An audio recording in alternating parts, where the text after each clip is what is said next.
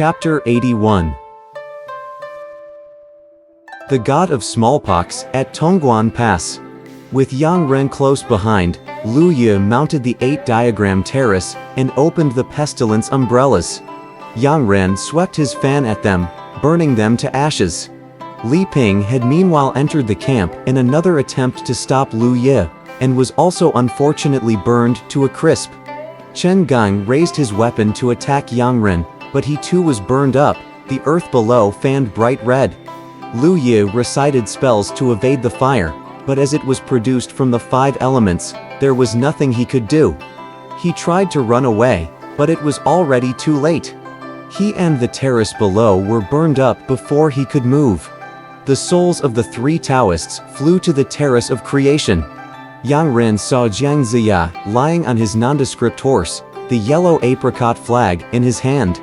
His disciples approached, but he did not utter a word, his face a yellowish gold. Wu Ji carried him to the camp on his back. Master of the Clouds took care of Jiang Ziya, who gradually recovered. When he opened his eyes, he said, "You've done so much for me. I must thank you." A few days later, Master of the Clouds said to Jiang, "Rest easy, brother. I must go now.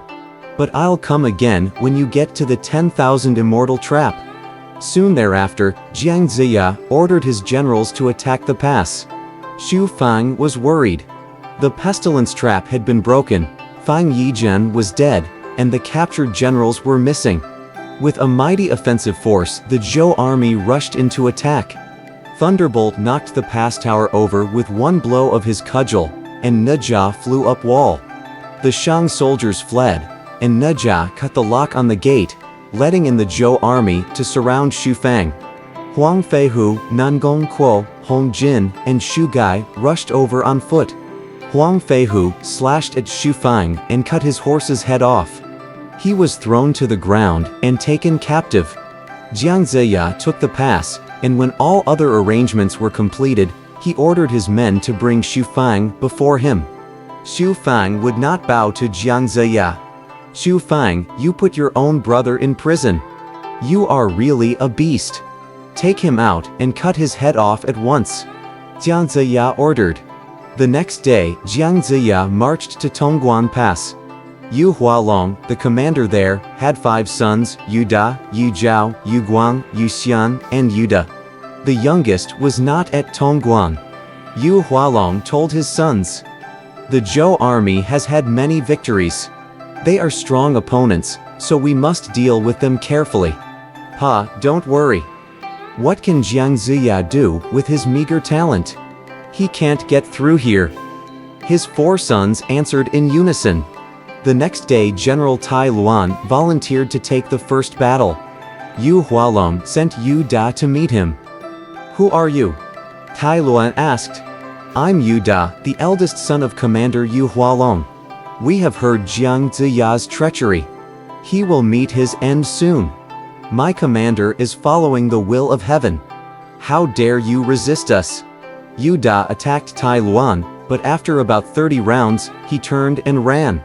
With Tai Luan close behind, Yu Da took out his knocking heart club and struck him in the face. Yu Da returned with his head. Jiang Ziya was greatly upset. Su Hu requested to go out next day, and Yu Zhao came to meet him.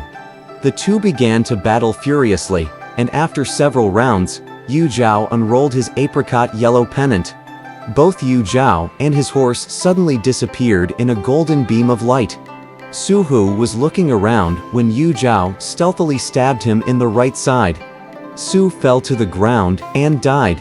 Yu Zhao returned with his head, which was hung on a bamboo pole for all to see. Su Changzhong then asked to go and avenge his father's death. He rode out and was met by Yu Guang. Su Changzhong gnashed his teeth. "Is that Yu Zhao?" "No, I'm Yu Guang, the 3rd son of Commander Yu Hualong." Su Changzhong angrily attacked him, and once again, after about 20 rounds, Yu Guang turned and ran. Filled with the wrath of his father's death, Su Changzhong would not give him up. "I shall not return without the head of that bloody bastard," he swore. Seeing him close behind, Yu Guang took out his plum flower javelins and hit his opponent 3 times. Su Chonzhong nearly fell from his horse, but managed to ride back to the camp. When Yu Guang reported his victory, Yu Hualong said ambitiously, "I'll meet Jiang Ziya in person tomorrow." The next day, they all rode out of the pass and demanded Jiang Ziya. The Zhou army appeared, with Jiang at their head, and Yu Hualong asked his sons to make the first challenge. A terrible battle ensued between the 4 Yu brothers, and Su Chenzhong, Wu Ji, Deng Xiu, and Huang Feihu. Yu Hualong galloped forward to attack Jiang Ziya, but he was immediately met by Nejia. Yang Jian also joined in and set his hound on Yu Hualong. Nejia hit Yu Xian with his universal ring, and the Zhou army charged forward. Corpses piled up in hills and blood flowed down streams. Yu Hualong and his son, Yu Xian, lay in pain through the night. Several days later, Yu De, the 5th son, returned to visit his family. With one look at his wounded father and brother, Yu De said, "Never mind. It's only the dog and the universal ring. I will cure them at once." He gave them some medicine and they quickly recovered. The next day, Yu De went out to see Jiang Ziya. "Who are you?" Jiang Ziya asked. "I'm Yu De, the 5th son of Commander Yu Hualong. I have come to get revenge for my father and brother." Just as he was rushing in to attack, Yang Jian jumped forward with his cutlass.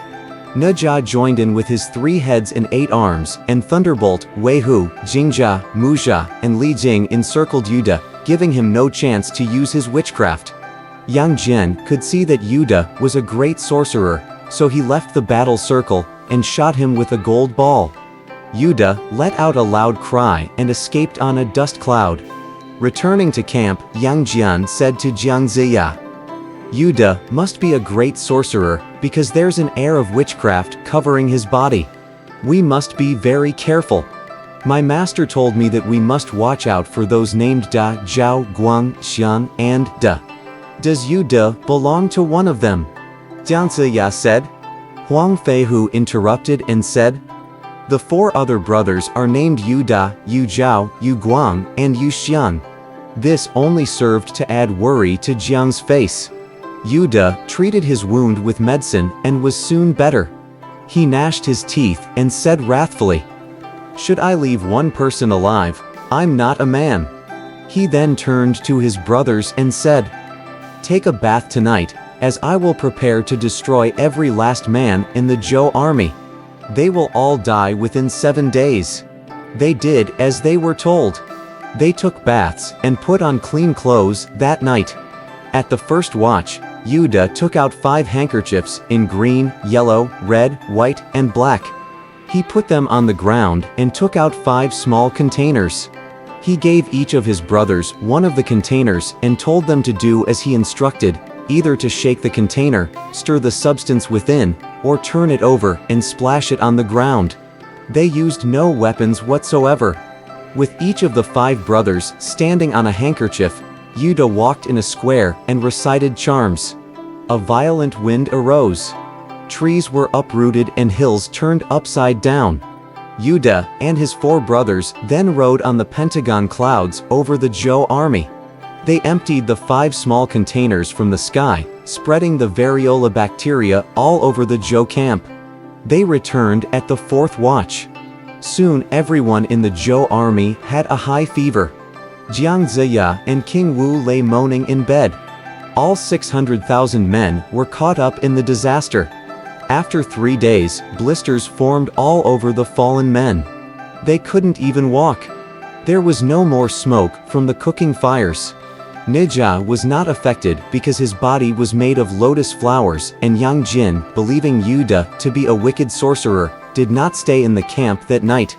He too was saved from the disease. 5 days later, Jiang Ziya's skin had all turned black, and the others were either green, yellow, red, or white. Nejia and Yang Jian were terribly worried and anxiously discussed what they should do. Yu Hualong and his sons climbed the pass wall to look out over the scene below. They couldn't see any smoke from stoves or even lights in the camp. All that moved were the Zhou flags and pennants waving quietly in the wind. Let's attack them now. The final victory will be ours with just one strike. Yuda suggested. My eldest brother. We needn't go to so much trouble. They will all perish in a few days. Let all the people know that we can exterminate 600,000 soldiers without lifting a finger. Yuda argued in return. Well, what an excellent plan. The father and his 4 sons applauded the youngest. Their decision was certainly a blessing for King Wu. If they had attacked, the entire Zhou army would have been wiped out. Nijia and Yang Jian were worrying over what to do when they caught White of the Yellow Dragon Immortal riding on his crane. They rushed out to meet him and escorted him into the central camp. Yang Jian, has your master arrived? The Yellow Dragon Immortal asked. Oh, no. Not yet, uncle. Yang Jian replied. He should have been here before me. We still have the 10,000 Immortal trap before us. The Yellow Dragon Immortal said. Just then Jade Tripod arrived from the sky, and they all went in to see Jiang Ziya. Gazing sadly, Jade Tripod ordered. Yang Jian, go to the Fire Cloud Cave once more to ask the saints there to save us from the disaster. Yang Jian rushed to the cave as fast as lightning. He waited patiently outside until Water Fire Lad appeared. He then moved forward, bowed, and said, May I trouble you to report that Yang Jian wishes to see the once. Water Fire Lad reported his arrival and reappeared to lead Yang Jian into the cave. Yang Jian knelt down, kowtowed, and said, Your disciple Yang Jian wishes your majesty 10,000 years longevity. Yang Jian then presented a letter written by the 2 immortals back in the camp. After reading the letter, Saint Emperor Fu Shi said to Shen Nong, King Wu is the next ruler chosen by heaven. Though he was destined to meet this hardship, I think we should support him to some extent. Don't you think so, brother? You are absolutely right, brother. Saint Emperor Shen Nong replied. He took out 3 pills and gave them to Yang Jian, saying, Give 1 pill to King Wu, another to Jiang Ziya, and put the last in water to spread throughout your camp.